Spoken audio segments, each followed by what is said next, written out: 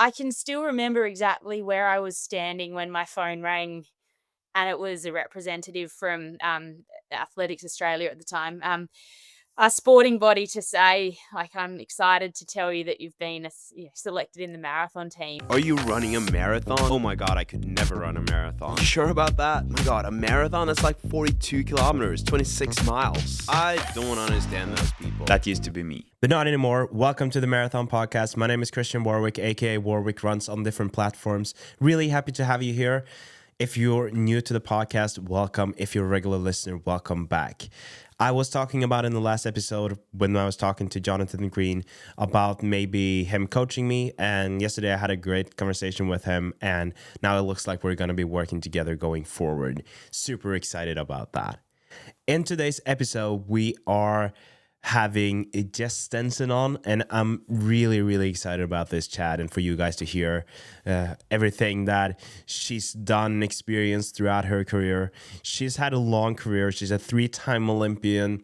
She has a 2:22 marathon PR, and obviously she's one of the best marathoners of all time from Australia. And I'm just really excited to let you guys hear about her training, about her relationship to her coach that she's been working with since 2008.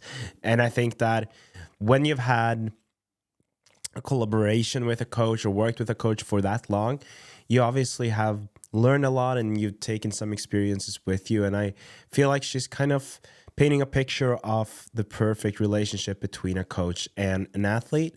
So, really excited to talk about that. We also talked a little bit about the transition from super shoes or from normal shoes to super shoes, as she's been one of those athletes that in the middle of her career, there was like new technology coming out and she had to adjust to that. And I did ask her how much she did think that would affect her marathon if she had to go back to the old normal shoes today. There was also a funny question that I asked about wrestling, because apparently she does have a past with wrestling, or does she? I don't know. We'll have to ask her about that. It might be that I was misinformed. Anyways, excited for you to hear this conversation, and just enjoy this conversation with number 13 in the Paris Olympics, Jess Stenson. Jess, welcome to the Marathon Podcast. How are you? I'm well, thanks. I'm really excited to be here to chat and get to know you more. Yeah, me too. I before you introduce yourself and before we dive into a lot of things, I want to talk about, when I saw you finishing Sydney Marathon, I felt like that was a great picture of the marathon itself, crossing that finish line and you were barely able to even walk. How long did it take for you to be able to walk normally after the Sydney Marathon? Yeah, look, I think that was about my 18th marathon, and it was one of the worst that I've pulled up from. My debut back in 2012, I remember struggling to walk the next day. But I mean, in this day and age with more supported or supportive cushion shoes, it's rare to pull up really badly. But I took even the Sunday following the race, so a whole week later, it was really uncomfortable to jog. I had to go, and I got through it, but it kind of felt like I was running the final kilometer of the marathon again. So yeah, it probably took at least a week and a half to jog comfortably, and it was a few days of avoiding downstairs, not being able to like sit down gracefully. I'd just sort of collapse onto the chair, and hard when you got kids that you're running around after, that's for sure. Yeah, I guess, like for a lot of professional athletes, they're able to just take time off and do all the things that they need to recover. But you having 2 kids and balancing this, I'm sure they don't really understand that you've done a marathon and that your legs and your body is super tired. No, that's right. Yeah, even Billy, our eldest, is nearly 6, but I think he still didn't really understand, why I was limping around and why you would choose to do that. It's quite funny just seeing how they react to seeing footage like that and watching them finish a big race. But do you think that the reason that you felt that bad after that race is it because of the course in Sydney? Why do you think that this one stood out in that way? Yeah, I think it was the course profile. I knew it was going to be a hilly course, and I've run plenty of hilly courses and have had good experiences, but none of them have had such aggressive downhills in the beginning. So there were two things. One, I probably just didn't appreciate how steep the downhills were going to be and didn't incorporate that into my training. But also, I was nursing a bit of a hamstring tendon and a patella tendon injury, which meant I was intentionally avoiding downhill running. And also particular exercises in the gym that flared that. So I had to get myself to the start line safely and as healthily as possible. But then that meant I wasn't quite conditioned for the course. So I did feel really fit and ready to run a marathon, but just yeah, unfortunately not on a course of that type. I still went in optimistically, but after the first 7Ks, I was like, oh, this is going to be a tough day in the office. Yeah, I want to talk more about Sydney Marathon. I mean, that I was obviously just watching it from Norway, and I had James Constantine on, who is the social media marketing manager, and I'm just so impressed with everything that they did for this year's Yeah. Sydney Marathon. But before we do, for the listeners who don't know who you are, who is Jess? Why don't you present yourself? So I grew up in a country town in South Australia.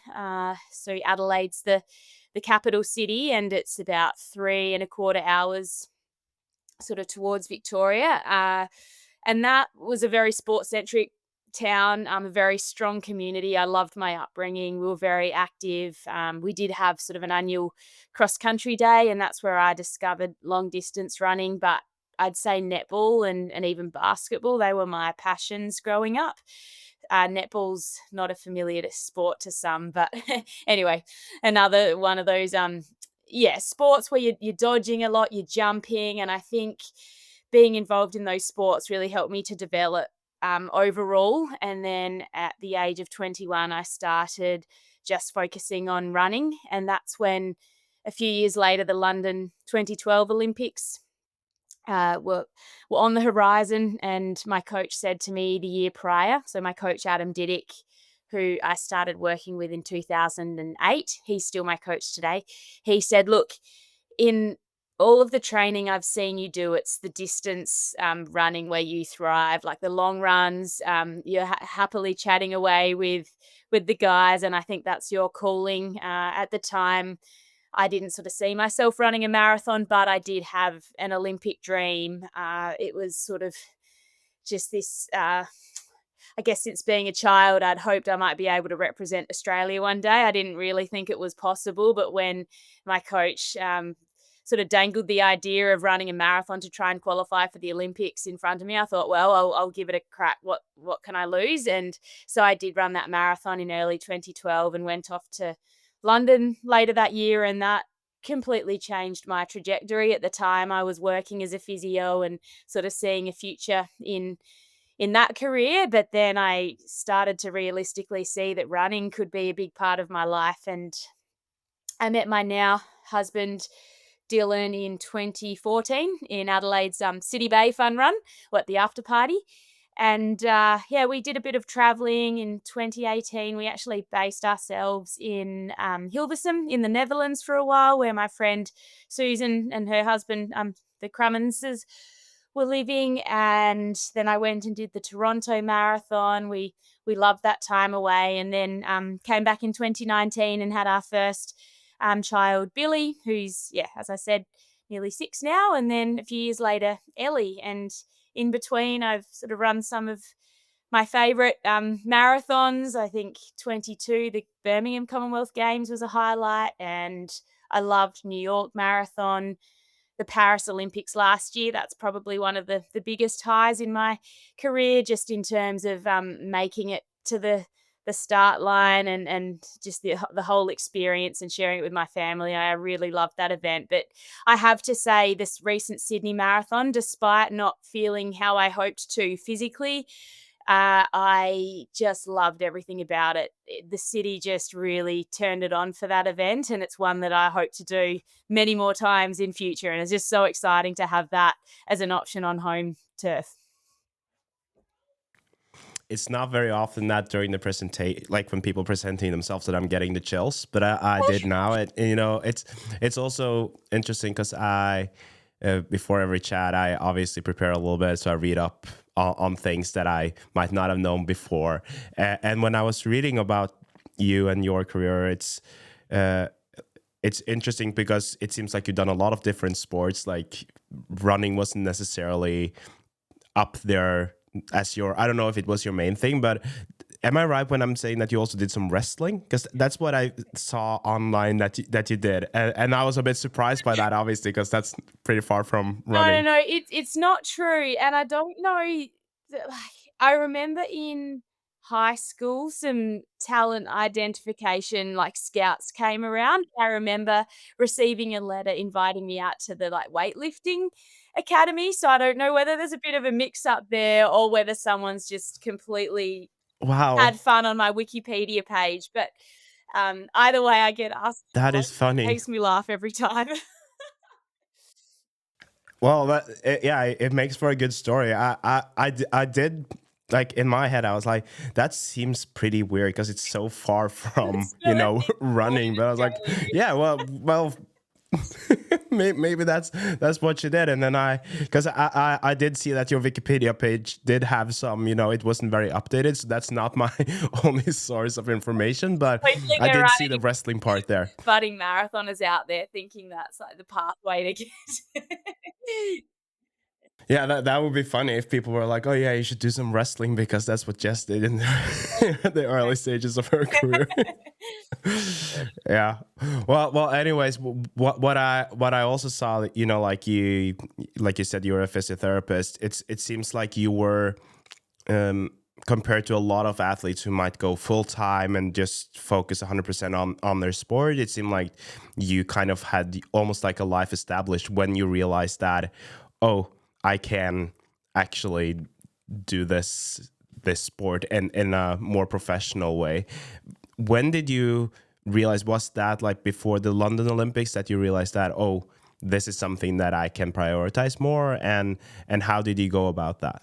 Absolutely, yeah, I think when I was in year 11, I traveled to Lyon in France for the World Schools Cross Country Championships, so that was that dream come true moment where I got to wear the green and gold and travel with the team. I really loved it, but I just couldn't realistically see myself making a senior Australian team one day, so it was important to set myself up with a career, and it was in 2010, I ran my first half marathon, and it was on the Gold Coast, and I remember finishing that event just buzzing. I really felt like I found my rhythm out there, and it felt like it came quite naturally, and off the back of that, I got to travel to, Nanning in China for the 2011 World Half Marathon Championships, and that event was a pinch me moment, like, again, traveling with a team, competing against, I don't know, the rest of the world. I just really love representing Australia, but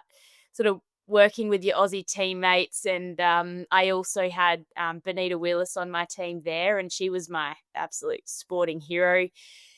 And I think that just gave me a bit more belief in my ability as a runner. So when Adam did float the idea of a marathon, whilst it was pretty daunting and I didn't know if I'd handle the training, I was so keen to have a crack. And I can really credit Adam for just progressing my training gradually. He didn't do anything too crazy for that debut, and it sort of set me up for a longer career. And after coming back from the Olympics, that opened a whole lot of doors in terms of access to our South Australian Sports Institute support and some sponsorship opportunities, also sort of corporate and school speaking opportunities that were paid. And so, as I could earn some more money from those opportunities and prize money from races, I was able to dial back my physio hours. And then in 2019, when I gave birth to Billy, I went on maternity leave. And because 2020 was such a disrupted year with COVID, I didn't go back to work. And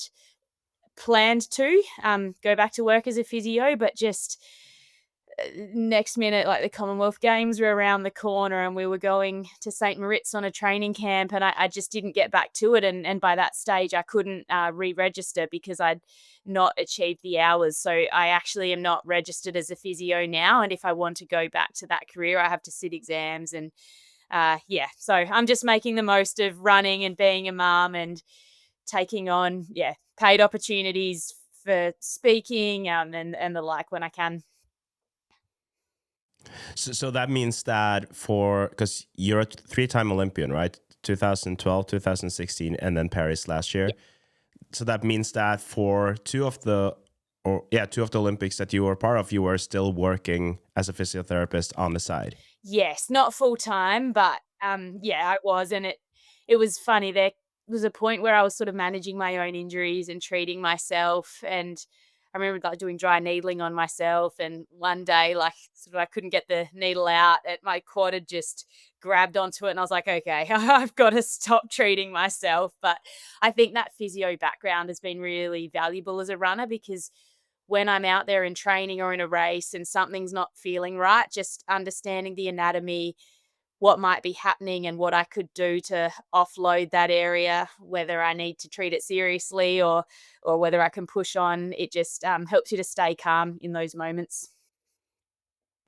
Yeah, because that was my next question. You know, a lot of us, I'm obviously like not even close to as fast as you are, but for all runners, I think we're, you know, whenever we feel a niggle, we will start looking it up, try to Google whatever the pain is, and then you'll have 10 different things that it might be, and then it might just be something that will go away the day after.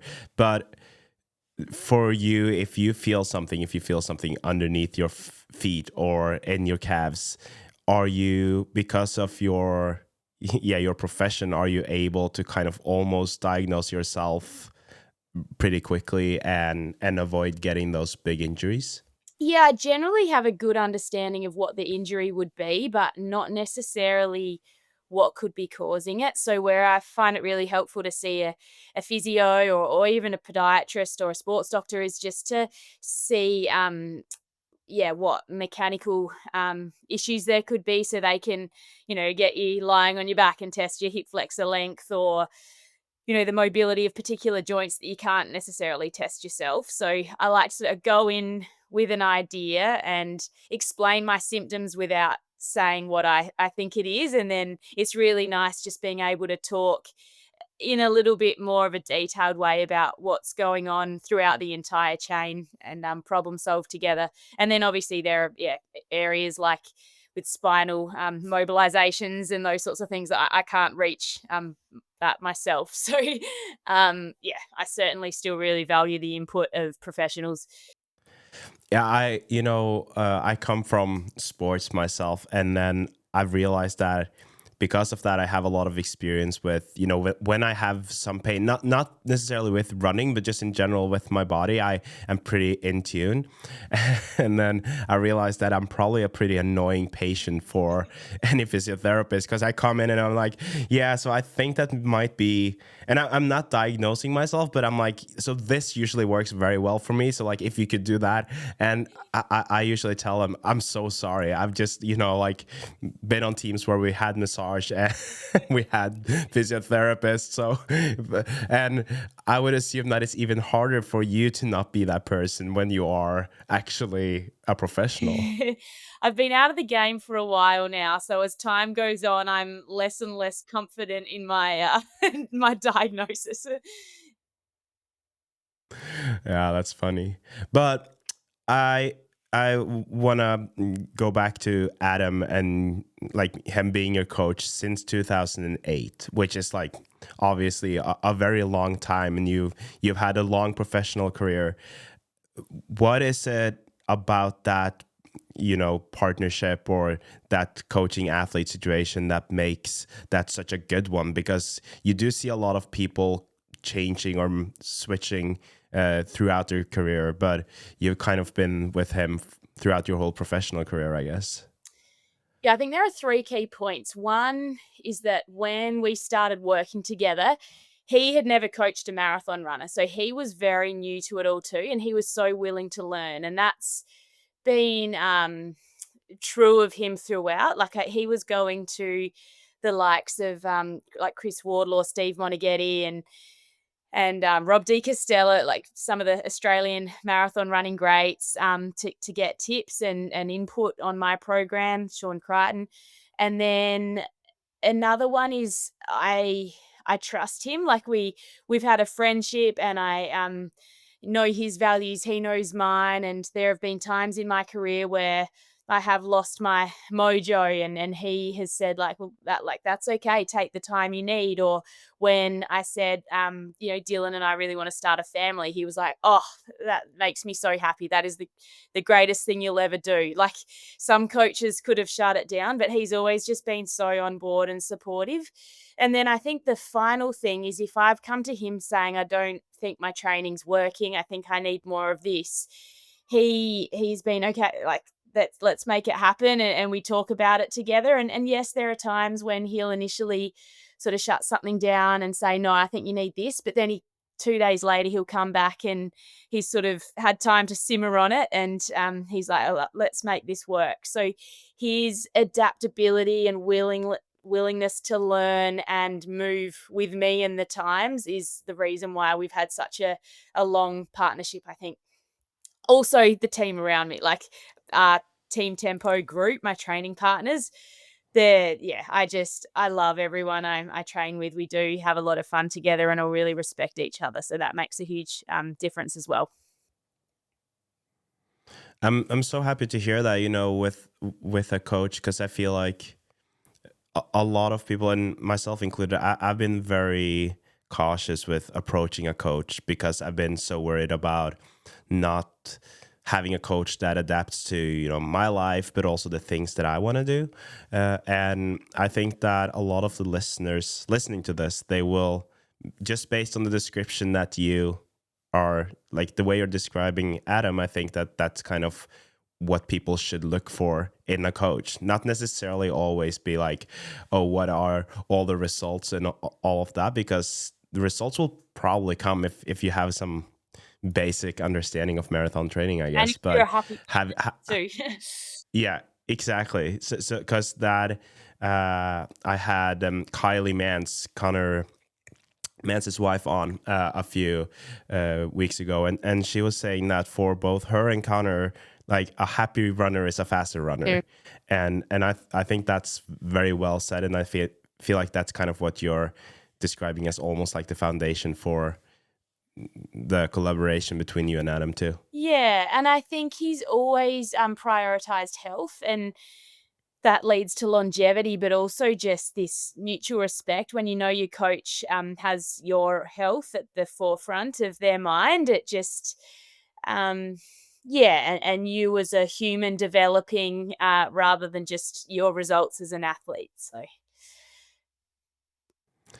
Yeah, and I'm curious also to hear more about, your philosophy when it comes to training. But I want to backtrack a little bit before, because you were 12 or 13, right, when the Sydney Olympics were held. yeah, Yeah. my birthday's in the middle of August, so I never really know if I'd turned 13 yet, but I was around that age. And Yeah. we traveled over as a family, and it was one of the greatest holidays. We all absolutely loved it.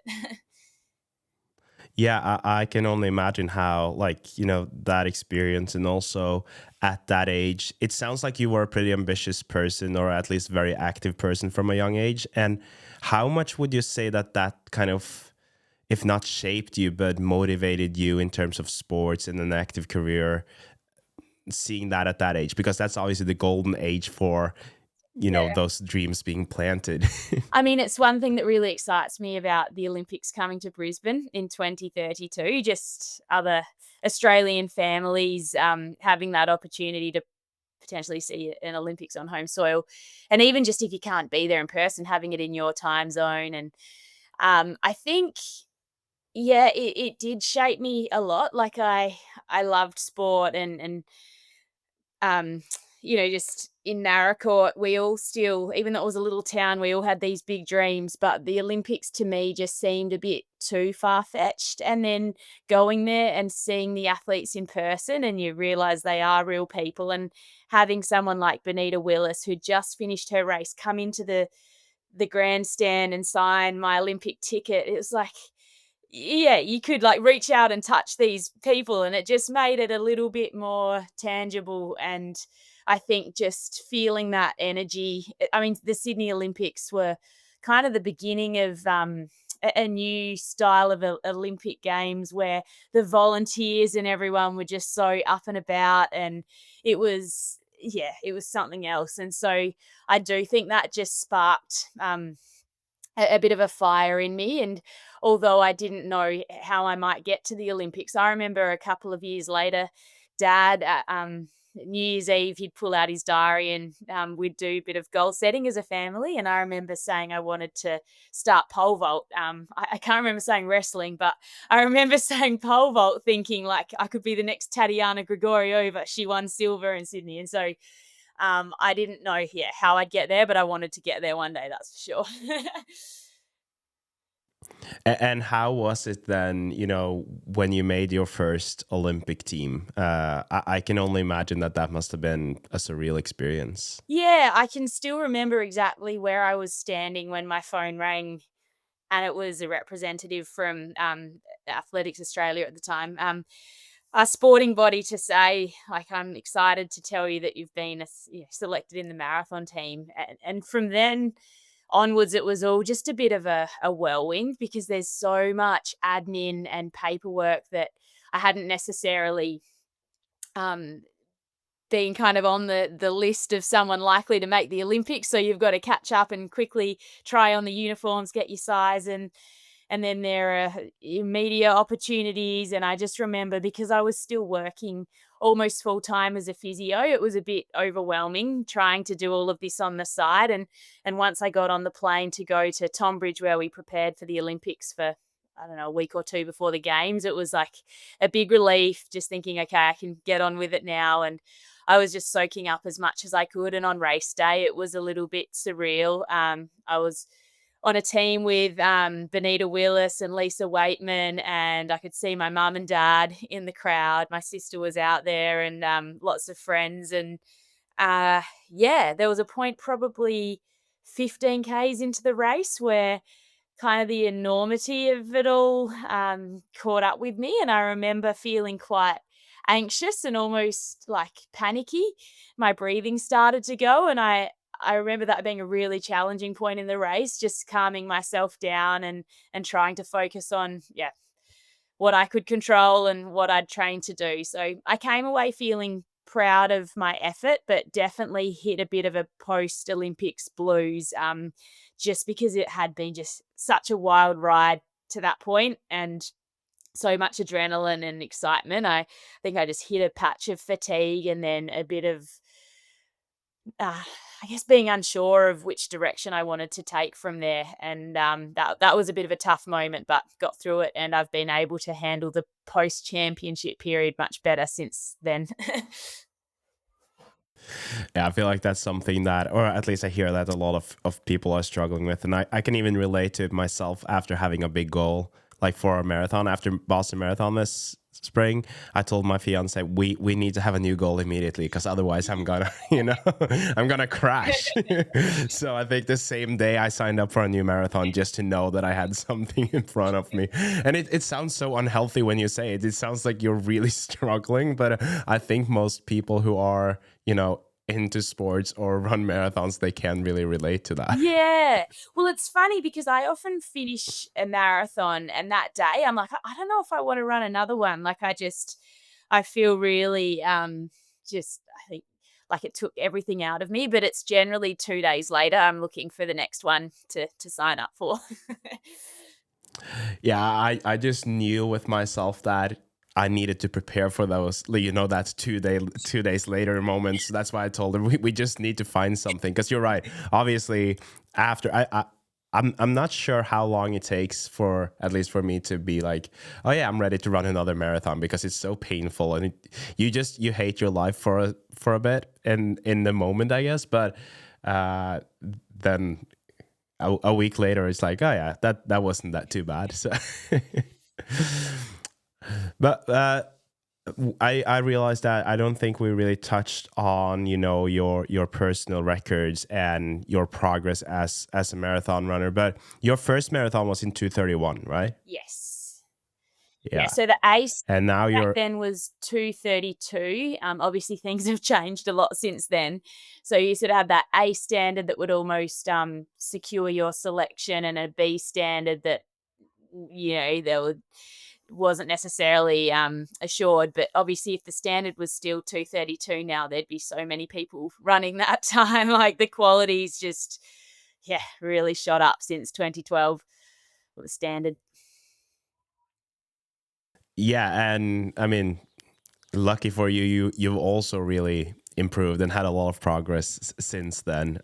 You ran a personal record in Tokyo this year. Is that right? Yeah, yep. So the Tokyo Marathon, Yeah. I think it was it the 2nd of March, or yeah, earlier this year anyway. I ran 2:22:56. So that was nice to sneak under 2:23. But the way it was run, I almost crossed the line feeling a little bit disappointed, because I went out, there were paces running, 3:20 pace per K.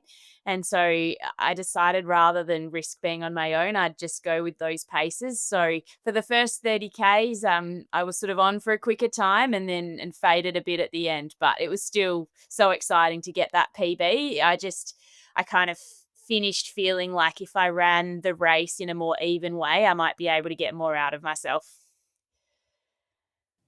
How was that race? I just got a spot at the Tokyo Marathon next year, so I'm curious to hear your take on it, because I know that there are, like, a lot of turns, and some people say that it's not the fastest, and then some other people say it's really fast. What is your take on it? Yeah, look, I think people have run really fast times on the course.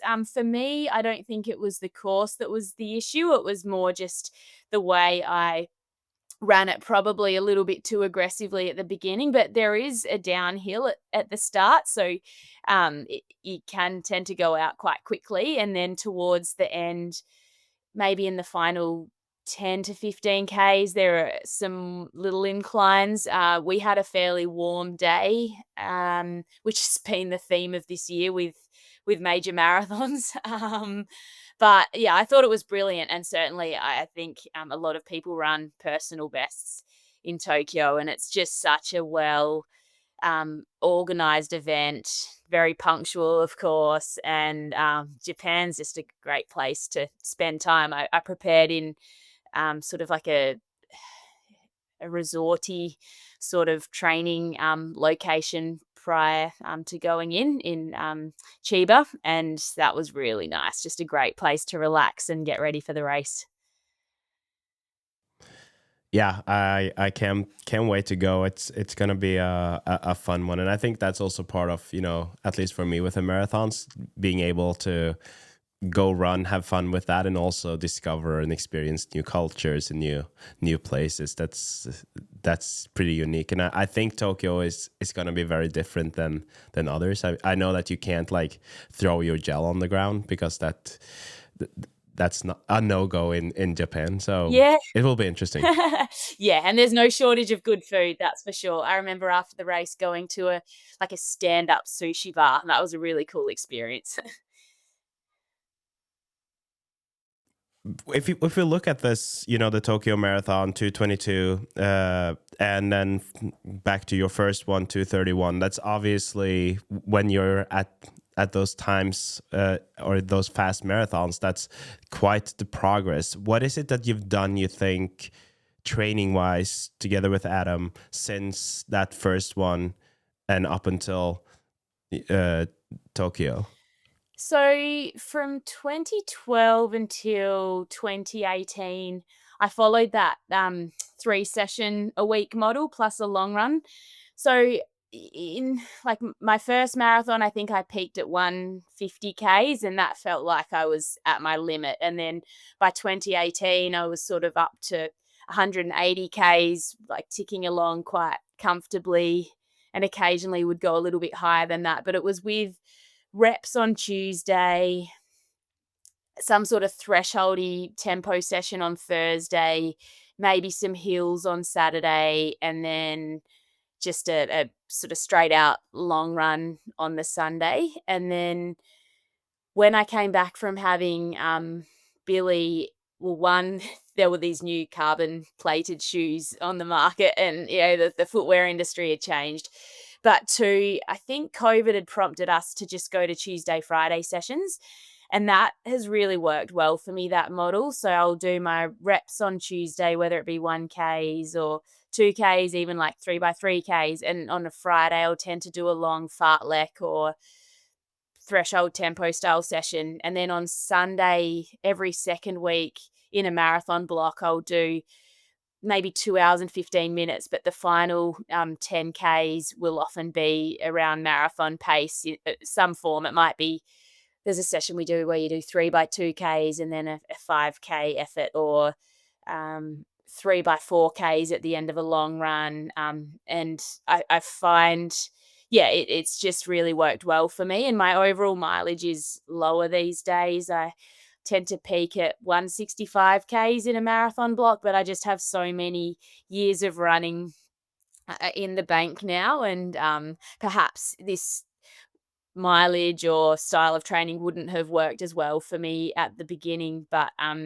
it feels like I'm prioritizing quality over quantity a bit more now. And I tend to do some elliptical sessions as well, just to top up the leg strength and a little bit of cardio work. I'm doing quite a bit of Pilates as well, which I didn't have to do as much of in my early days, but now I feel like I just get a bit stiffer, and like my back's a little bit more susceptible lifting kids. And yeah, I really like the training balance now. I remember in my earlier marathon years sort of going out, doubting myself and thinking, oh, I've just got to get this done. But these days I'm like bouncing out the door, kind of just excited to be there. And I feel like I just think, like, bring it on. I'm not really scared of training now. I just want to see what's possible. Yeah, I love that, and uh, I also wanted to ask you because obviously you're in a pretty unique. Not that you're alone with that, but going forward, most runners will have grown up with or had most of their careers with those new super shoes or carbon plated shoes. And I asked Ingrid Christiansen, I guess you know that name, about like what did she think she would have been able to do with carbon plated shoes, and she was like, I would have done the same. I don't think it's helped at all. I think the most important thing would be the light system on the track. And and in my head, I was like, well, that's a very interesting take on it, because I would assume that most runners would be like, yeah, I would probably shave off some of on my time if I had the carbon plated shoes. And for you, having experienced this, you have firsthand experience on this. What was that transition like? Did you immediately love it? Was it hard to transition? And how much do you think that it helped you both in training and in races? I think the perception initially felt it was so foreign. I remember feeling like I was on clouds or like on platforms. It felt so unnatural. And it's so funny now you put them on and it's just like riding a bike. It just feels so normal. But I vividly remember the first pair I put on and thinking, whoa, this is different. But my reps were immediately faster. So I think for me, there was definitely a performance advantage just from wearing the shoes alone in terms of my 1K splits. Maybe it was only like 2 seconds per 1K, but you look at that across a marathon and it's a lot. My early experiences were mixed because I did get some bone stress injuries in my femur, which I'd never had before. And it's difficult because obviously I was coming back from having a baby and breastfeeding, and there might have been some energy imbalance or just like bone mineral issues there from other factors, but I do think it was quite documented that the super shoes were leading to injuries further up the chain.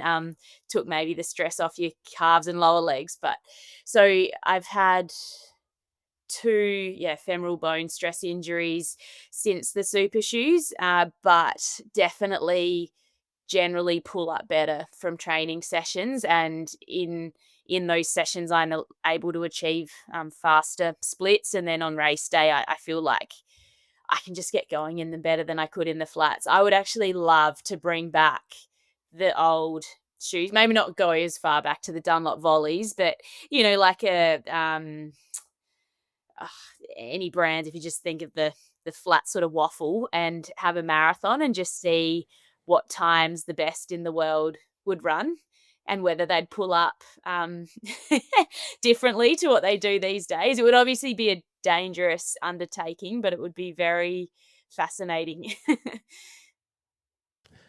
Yeah. What do you think? Like, if I ask the question the other way around, if you were to run a marathon, and I don't know if because you're an ASICS athlete, right?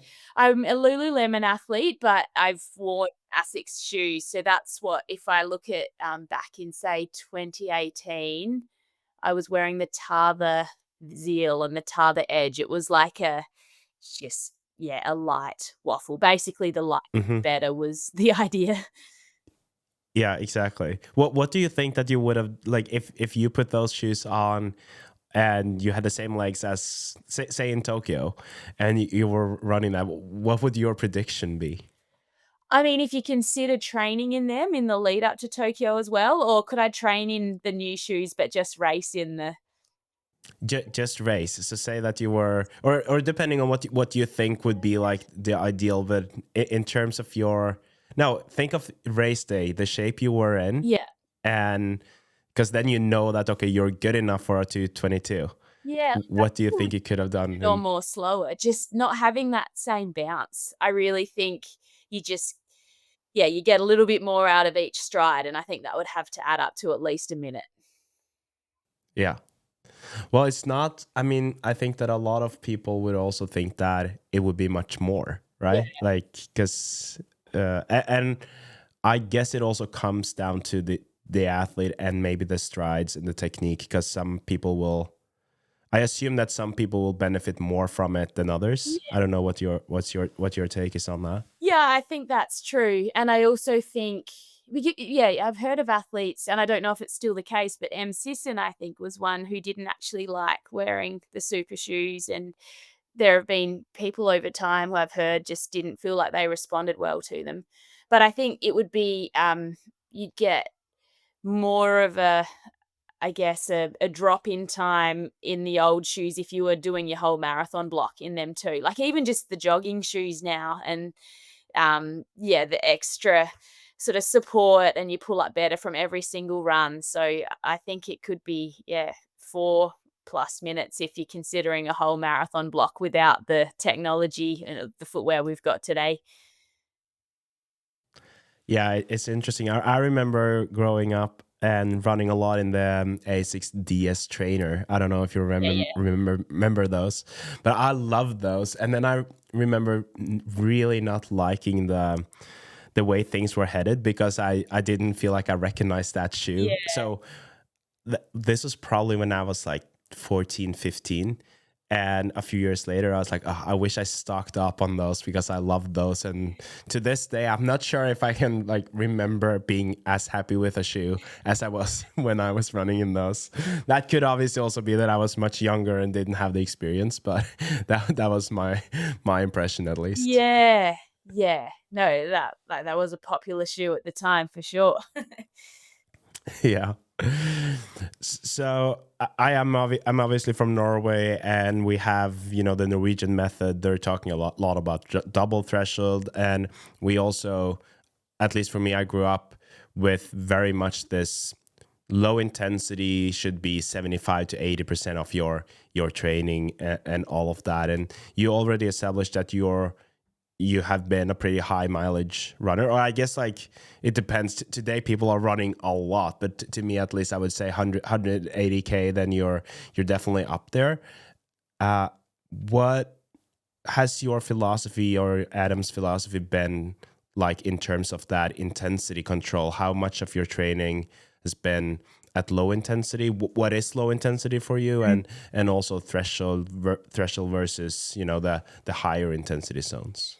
Yeah, I'm not an athlete who spent a lot of time on the track doing those all out track efforts, and perhaps that has come at a cost in speed. But the marathon really just felt like my main event. I didn't come from a background of really 1500 sort of 5K on the track. So I would say a lot of my sessions are around that sort of 7 out of 10 where I'll do 1K efforts, which if let's say my threshold is around 320, I don't get a whole lot faster than that really in training. Like I might do some reps at 310 at fastest, like 1K reps and 312, but a lot of my training just sits at around that 320 kind of mark. And then if it's more of a 6 out of 10 session, I might be doing like a 20-minute effort before doing some other efforts at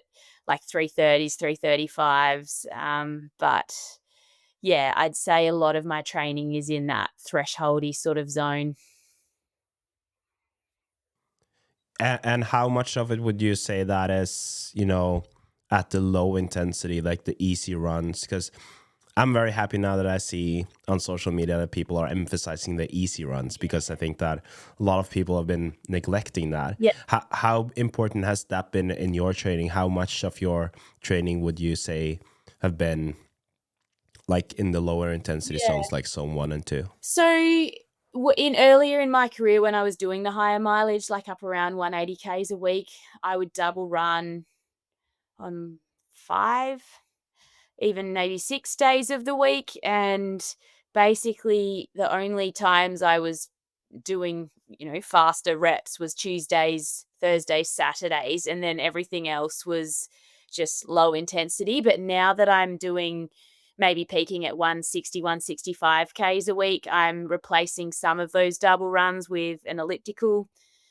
session. And I'd say one thing I struggle with is running like really slowly in that sort of 125 beats per minute kind of heart rate zone. I do like to just get going, and maybe 420s is where a lot of my jogs end up at, where perhaps I should be closer to like 445s some days. But again, maybe it's because I'm not doing quite as much running these days. Yeah, I find that's just where I end up. And in Adelaide, where I live, it's pretty flat running as well. I do love stints up at St. Moritz where you get lots of ups and downs, and those recovery runs end up being a bit slower because you've got more elevation.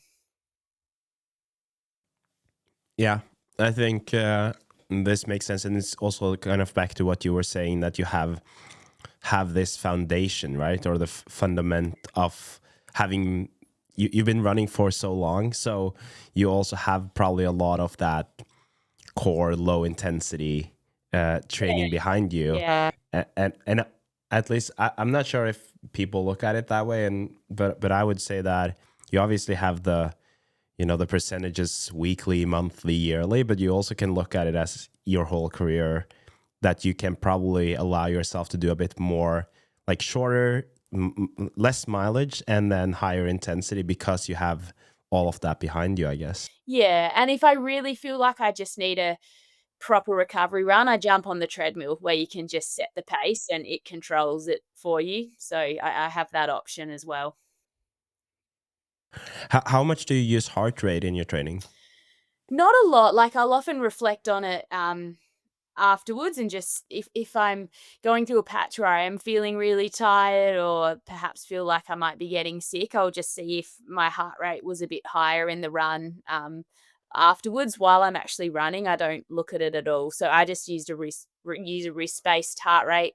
I have had some lactate and VO2 max testing done where we sort of see where my LT1 and 2, and you look at your heart rate zones. But then in training I do just tend to run to feel. I think I just feel like it does generally line up so consistently with my watch anyway. It takes away a complication by just going by feel rather than trying to look at numbers. I just don't like the lag sometimes when you're trying to get to a particular heart rate and then you get there and then you overshoot it. It stresses me out. I like to just keep it as simple as possible.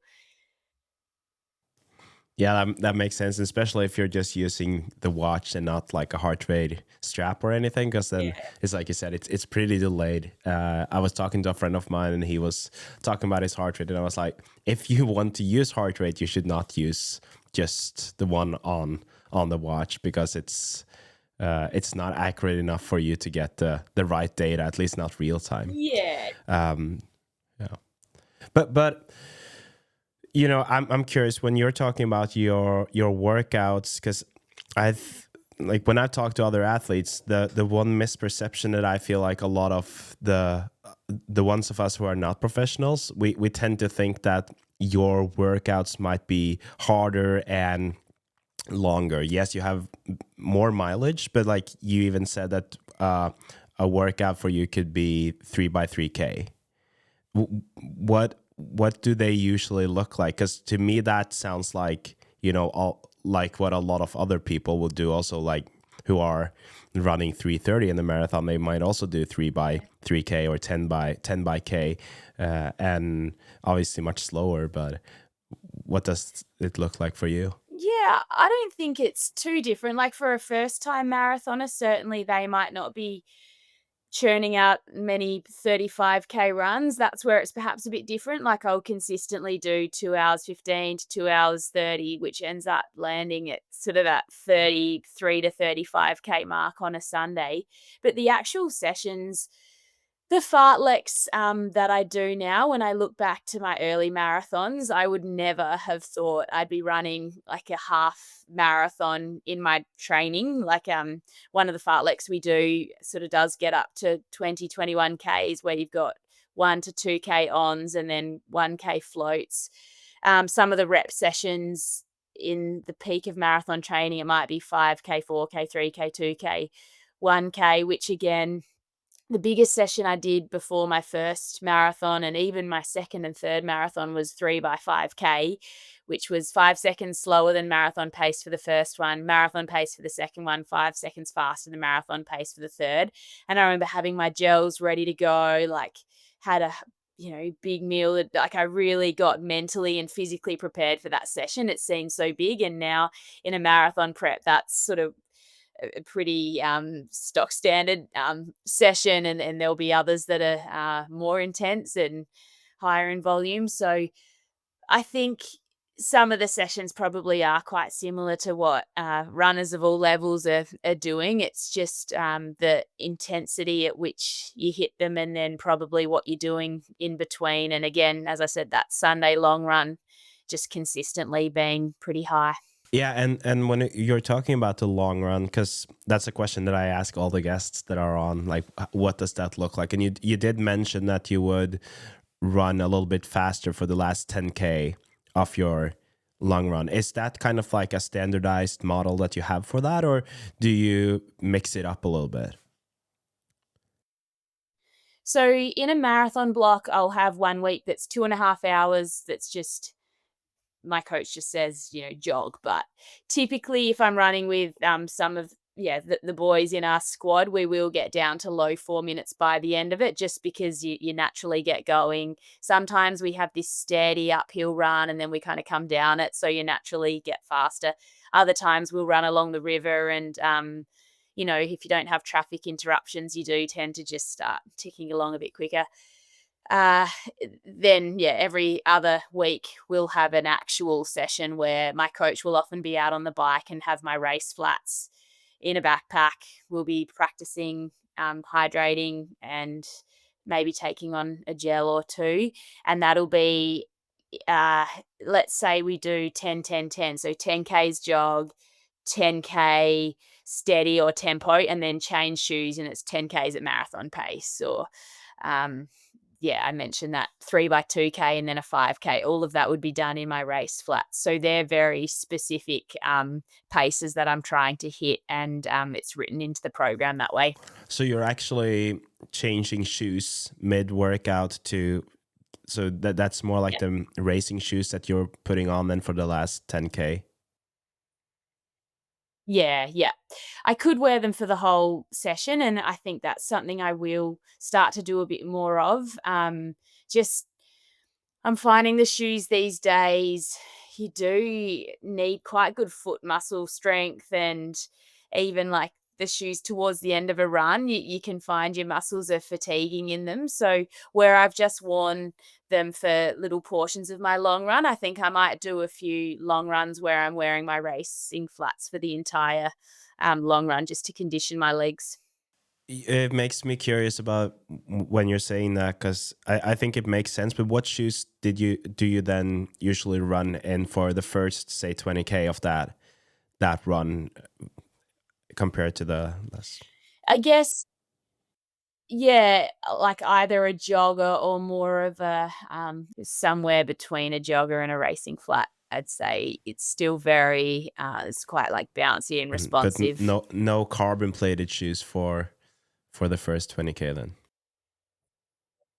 No, and that like it, you could get carried away, I guess, and then compromise the later portion of the session if you're wearing, yeah, shoes that get you Yeah. going early.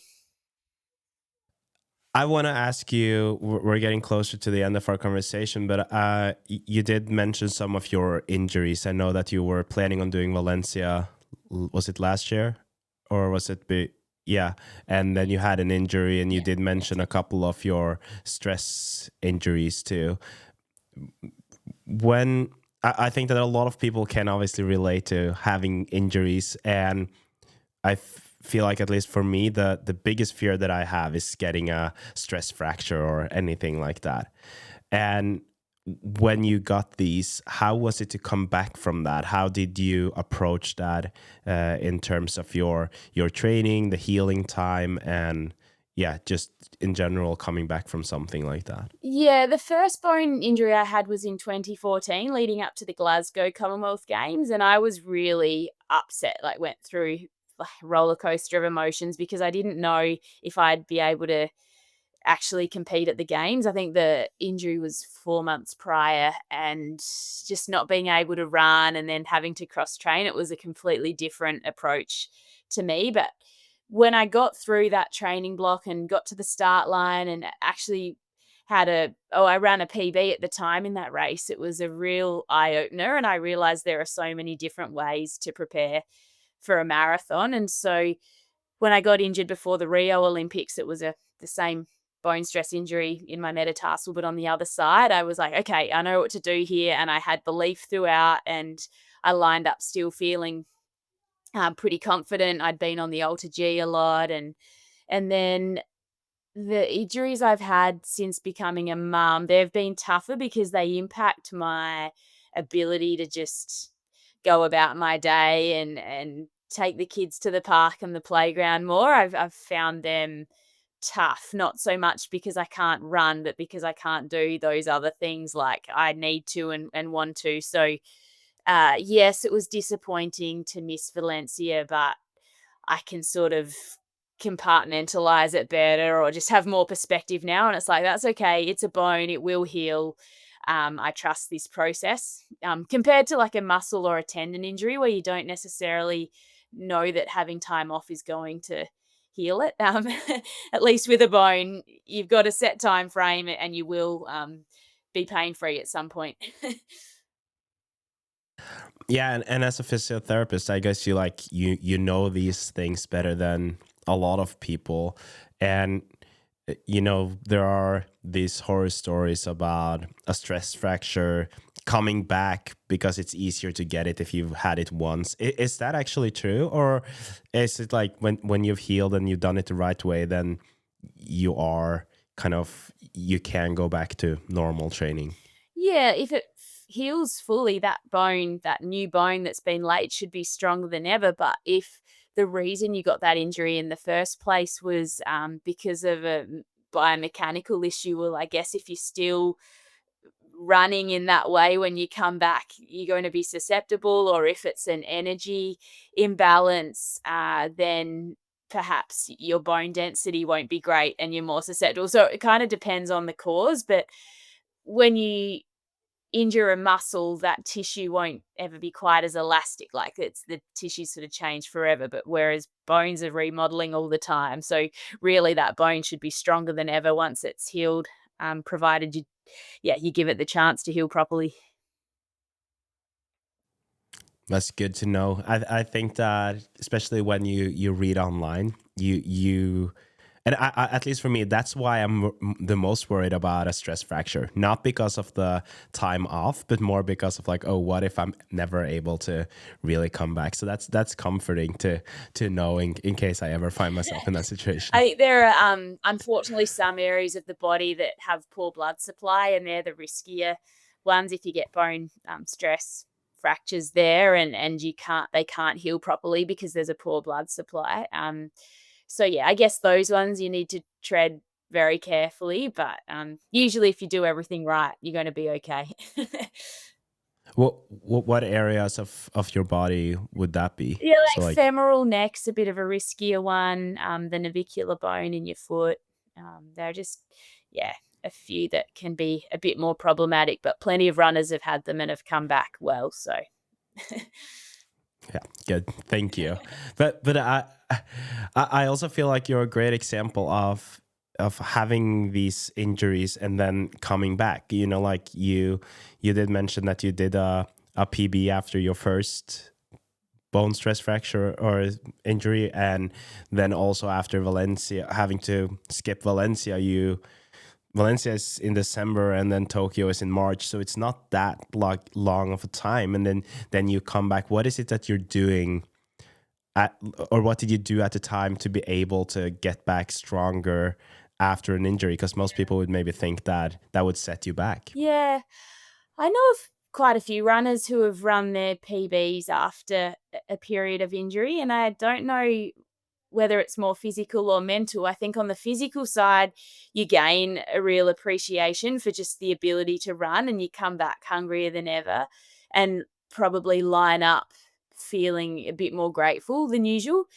when you race. Physically, I think just having a bit of time to let your body regenerate and, periodizing things a bit more. Like I have to admit myself, running's my favorite form of exercise. So I know sometimes that cross training's probably really good for me. It's a different stimulus, and I probably should do more of it. But I just enjoy running more, so that's what I do. But it's funny when I've been forced to do more cross training. Sometimes it has led to better results because I think I just strengthen up in different ways and don't go into the next race a little bit. Just probably overcooked sometimes. I'm not sure what it is, but yeah, those forced periods off because of injury are sometimes a blessing. Sorry, you're just on mute still. I I'm not used to being on mute, was but trying okay, thank you.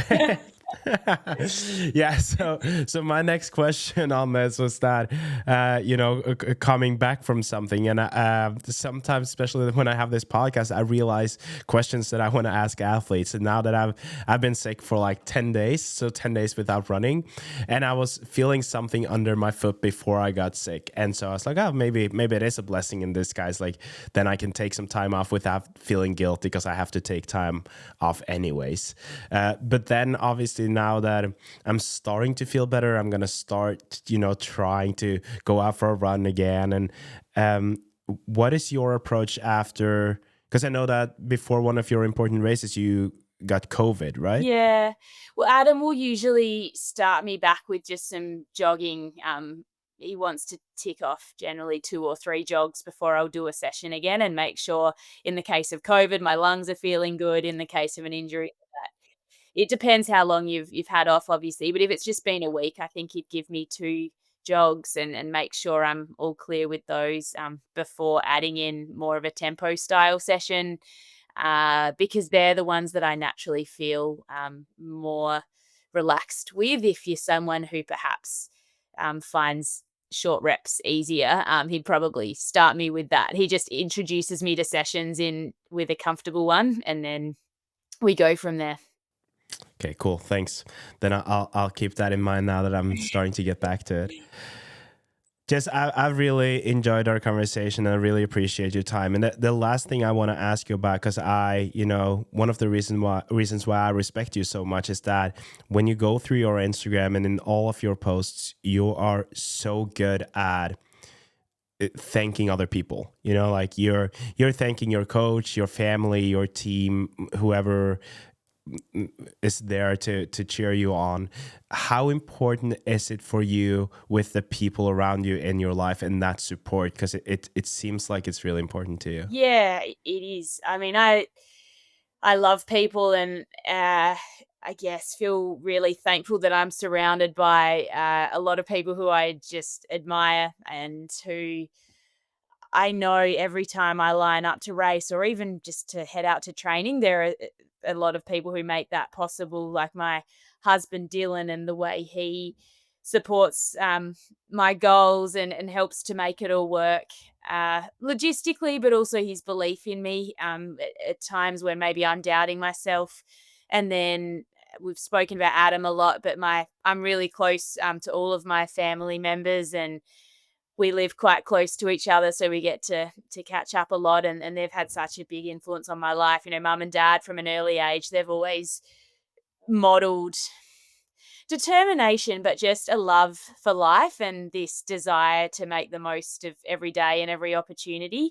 So that's been huge. And then when my brother achieved his dream of playing for the AFL, and sort of seeing my younger brother moving into state and chasing that goal, it was him. And then my sister Abby, she was also rowing at a high level. They inspired me to give running everything I had. And so I think I'm a pretty reflective person who always thinks back to those moments when I have a big event coming up, and it just, yeah, it makes you really feel like you're representing all of those people, and that I think helps you to get the most out of yourself as well when you're running for something and people. It's much bigger than yourself. Yeah, I want to thank you for being so vocal about that, because I think that I was talking to a friend about it yesterday, that we kind of need to just be better at telling our loved ones that, obviously, like, that we love them, appreciate them, but also with sports, it's usually so much more behind that performance. Like when you finish a marathon, it's obviously you running it, and that's all you, but it's also a lot of people behind those performances. And I just wanted to, I love this post that I think it was on some anniversary that you and your husband had, where you said, I hope we'll put on each other's bibs for 50 more years, or whatever, what the caption was. It was really nice. And it just made me think about me and my fiance. And I was like, yeah, that's how I want it to be too. And I want our relationship to be like that. So thanks for that. No, thank you. Yeah, I mean, I'm lucky to have those people in my life. Yeah. Well, thank you so much for guesting the Marathon podcast. One last question to finish it off. What is your next goal? I really want to target a time in my next race. So I've got one sort of tentatively lined up for the end of the year, and hopefully I can get there, yeah, fit and healthy and ready to give the PB a nudge. So yeah, marathon at the end of this year, and then next year I'm starting to think about, yeah, what I might want to do sort of in that April kind of time as well. So you always have to plan ahead with marathons and trying to get into these races. So whatever I do at the end of this year, I will take a couple of months off, though I feel like I just need a bit of a reset. It's been pretty full on since giving birth to Ellie towards the end of 2023. I've just been like jumping from one goal to the next. So I will have a bit of time off, completely off, I think, over the summer, which would be nice. Yeah. I wish you all the luck, and thanks again for coming on. Thanks, Christian. I just love these chats. I love getting to know athletes. And again, I'm impressed by, the runners in this community, how generous they are in terms of taking the time and chatting and being open and giving insight into their training and everything that is super useful for the rest of us. I hope that you found this as inspiring as I did, and I really felt like I learned some things from Jess. I found it very interesting to hear how she was solving in the long run. As you know by now, I'm kind of obsessed with the question of what a typical long run looks like for a professional athlete. Yeah, just very, very happy to have had Jess on, to have had this conversation and to be able to share that with you. If you haven't already, please give this podcast a review and follow the podcast, share it with a friend. And again, thank you for listening to the Marathon Podcast. I'll talk to you in the next one. You listen to the Marathon Podcast, brought to you by Wall Studio.